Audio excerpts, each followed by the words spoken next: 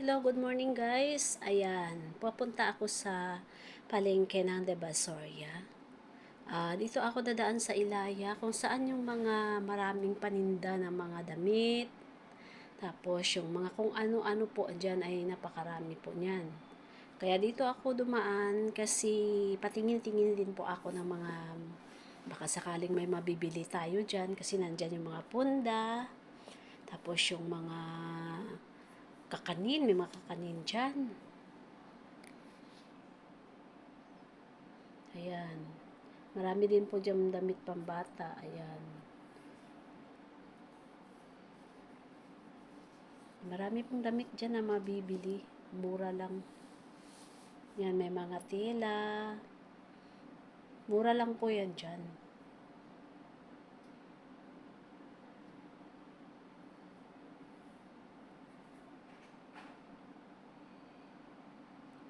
Tapos, ayan, may mga para sa buhok.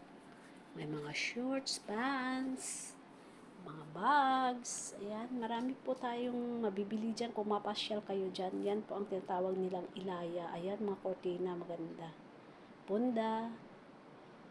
Kung ano-ano pong mga anik-anik, marami dyan.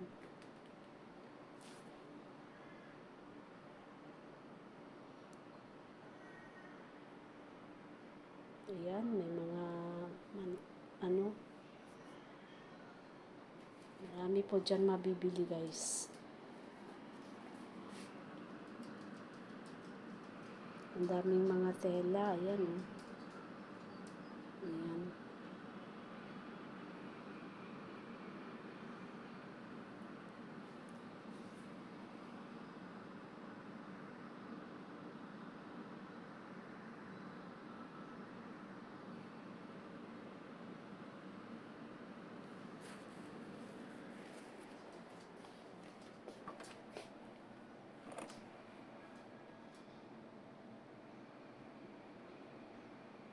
Mga bag, ang dami po.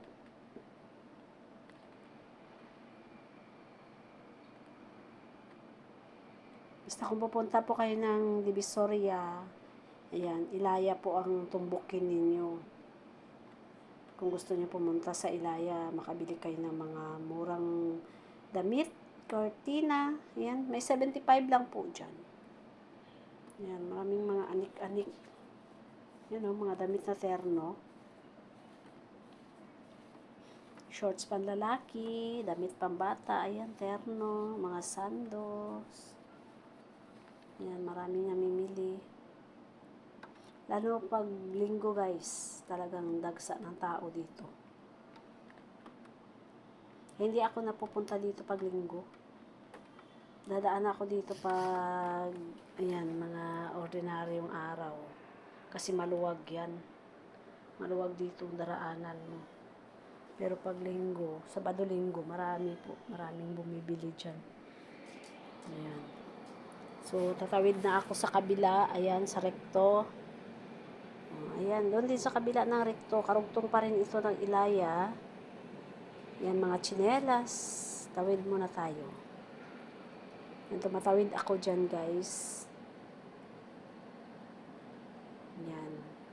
Ito ang karugtong, mga tsinelas naman. Sa dulo na po ito.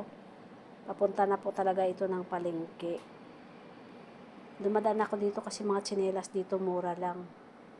100 pesos to 150, mapakagandang Crocs na. Yan, dito na ako sa palengke. Bumili ako ng kangkong dyan. Kasi, tapos bibili ako ng chicken. Dyan, maraming chicken. Tapos, ayan, bumili ako ng bangus guys. Kasi magsisigang ako ng bangus. Diba? Yan, dito ako bumili ng bangus. Ayun o, ang laki, binili ko. So, ayan, pauwi na ako niyan. Tapos na ako mamili. Uwian na guys. Salamat sa panonood.